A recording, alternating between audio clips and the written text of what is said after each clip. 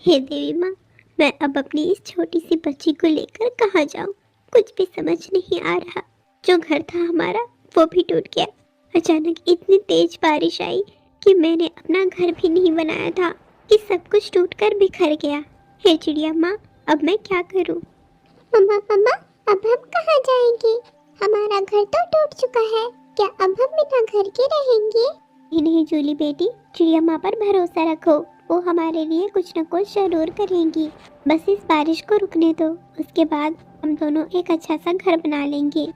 इस तरह से प्यारी चिड़िया कहती है।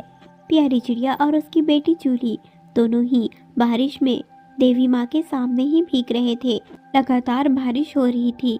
लगातार इस तरह से बारिश को देखकर चिड़िया माँ ने आसमान की ओर देखा। एक बार की बात है, प्यारी चिड़िया अपनी बेटी जूली के साथ अपने घर में बहुत ही खुशी से रहती थी। प्यारी चिड़िया भोजन इकट्ठे करती और अपना इंतजाम हमेशा करती रहती। प्यारी चिड़िया बहुत मेहनती थी। जंगल के कोई पक्षी काम नहीं करते थे, पर प्यारी चिड़िया खेतों में काम भी किया करती थी, जिससे कि उसे मुसीबत का सामना न करना पड़े। एक दिन चिड़िया अपने खेतों में काम कर रही थी, तभी वहाँ पर कौवा आता है।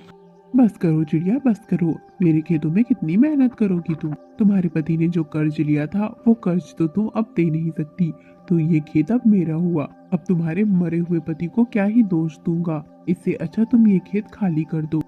नहीं नहीं गब्बू भैया, मैं ये खेत आपको नहीं दे सकती। ये मेरे पति की आखिरी निशानी है। आप तो जानते ही हो कि मेरे पति किस तरह से इस खेत में मेहनत किया करते थे।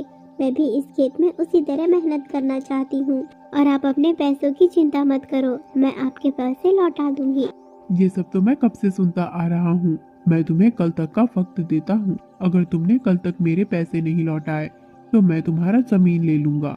नहीं नहीं गब्बू भैया, कल तक में क्या होगा, एक दिन में क्या ही बदला है। मुझे आप कुछ महीनों का वक्त दे दो। मैं यहाँ आलू की खेती करने वाली हूँ। फसल अच्छी हुई तो मैं आपको पैसे लौटा दूंगी। मैंने कोई तुम्हारा ठेका लेकर नहीं रखा है। तुम्हारी फसल अच्छी हो या मत हो, मुझे कोई मतलब नहीं। कल तक का नहीं तो एक हफ्ते का मोहलत देता हूँ। एक हफ्ते बाद दोबारा आऊंगा, तब तुम ये खेत मेरे नाम पर कर देना। पैसे तो तुम देने से रही। इस तरह से कहने के बाद गब्बू कौवा वहाँ से चला जाता है। चिड़िया परेशान हो जाती है। चिड़िया तो अपने खेतों में बहुत मेहनत करती थी। वो अपना खेत खोना नहीं चाहती थी।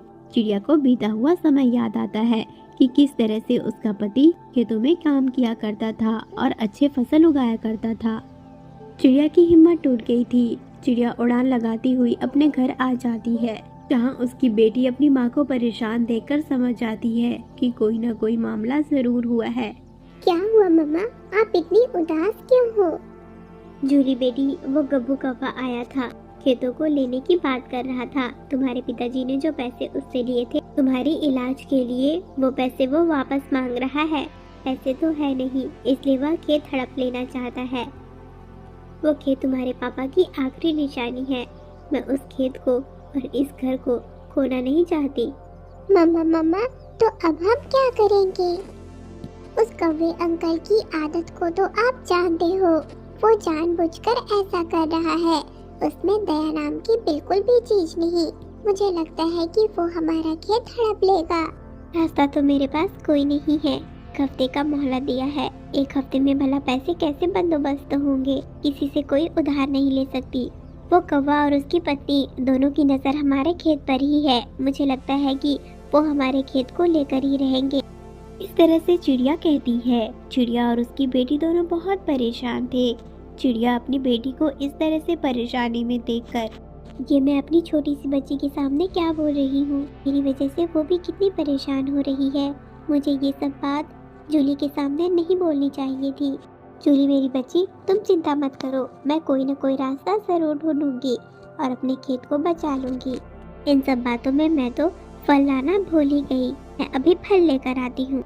इस तरह से कहने के बाद चिड़िया उड़ान लगाती हुई फल लेने जाती है। चिड़िया को ज्यादा फल नहीं मिलते। एक अमरूद ही मिला था, जिसे लाकर वो अपनी बेटी को दे देती है। चिड़िया की बेटी जूली अमरूद खाती है और बचे हुए अमरूद अपनी मम्मा को दे देती है। रात का वक्त हो चुका था। रात को अचानक ही जोरों शोरों की बारिश होने लगी, जिसे देखते हुए चिड़िया घबरा गई। क्योंकि उनका घर बहुत कमजोर था। मेरी बेटी जल्दी चलो मेरे साथ घर के बाहर। ऐसी कड़कदार बारिश में ये घर नहीं टिकेगा, हमें यहाँ से जाना होगा, जल्दी निकलो। इस तरह से कहती हुई चिड़िया घर से निकली ही थी कि उसका कपड़े का घर टूट जाता है।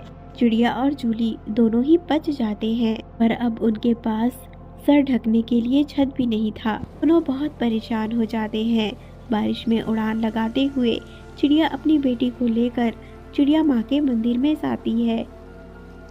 हे देवी माँ, मैं अब अपनी इस छोटी सी बच्ची को लेकर कहाँ जाऊँ? कुछ भी समझ नहीं आ रहा। जो घर था हमारा वो भी टूट गया। अचानक इतनी तेज बारिश आई कि मैंने अपना घर भी नहीं बनाया था कि सब कुछ टूटकर बिखर गया। हे चिड़िया माँ, अब मैं क्या करूँ? मम्मा मम्मा, अब हम कहाँ जाएंगे? हमारा घर तो टूट चुका है, क्या अब हम बिना घर के रहेंगे? नहीं जूली बेटी, चिड़िया माँ पर भरोसा रखो, वो हमारे लिए कुछ न कुछ जरूर करेंगी। बस इस बारिश को रुकने दो, उसके बाद हम दोनों एक अच्छा सा घर बना लेंगे। इस तरह से प्यारी चिड़िया कहती है। प्यारी चिड़िया और उसकी बेटी जूली दोनों ही बारिश में देवी माँ के सामने ही भीग रहे थे। लगातार बारिश हो रही थी।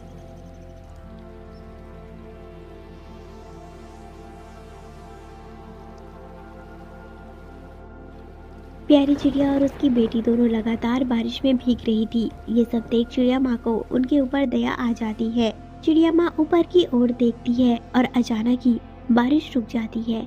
बारिश रुका हुआ देख चिड़िया बहुत खुश हो जाती है और अपनी बेटी को लेकर अपने घर को दोबारा से बनाने के लिए अपने घर की ओर जाती है।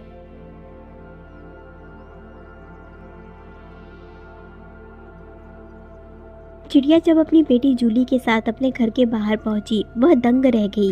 उसका टूटा हुआ घर पूरी तरह से ठीक हो चुका था। चिड़िया बहुत खुश हुई। मम्मा मम्मा, हमारा घर तो टूट गया था, तो फिर ये घर कैसे बन गया? सिर्फ बना ही नहीं, पहले से बहुत पक्का हो गया है। मुझे जो घर को बनाने की चिंता हुआ करती थी, अब वह चिंता खत्म हो गई है। ये सब देवी माँ की वजह से ही हुआ है। चिड़िया माँ ने हमारी मदद की है। मैं कहती थी ना, देवी माँ कभी किसी भी पक्षी को परेशानी में नहीं देख सकती। ये सब देवी माँ ने ही किया है। चलो घर के अंदर चले। इस तरह से कह चिड़िया अपनी बेटी के साथ घर के अंदर जाती है, जहाँ पर उसे बहुत सारे पैसे मिलते हैं। पैसों को देख चिड़िया खुश हो जाती है। ये सब भी देवी माँ की वजह से ही हुआ था। यही सोचकर दोनों बहुत खुश हो रहे थे। अगले दिन ही चिड़िया ने कौवे को उसके पैसे लौटा दिए और अपने खेत को भी कौवे के हड़पने से बचा लिया। प्यारे दोस्तों, तो कैसी लगी आपको आज की कहानी? कमेंट में जरूर बताना। अगर चैनल पर नए आए हो तो चैनल को सब्सक्राइब जरूर कर लेना। आपका धन्यवाद।